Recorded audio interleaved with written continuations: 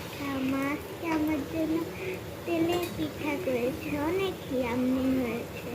আমি তো ভেবেছিলাম সবগুলাই খেয়ে ফেলবো।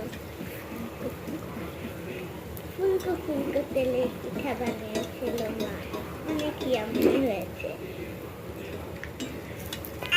দেখো অনেক সুন্দর হয়েছে, তাই না? আমার তেলের পিঠা অনেক পছন্দ।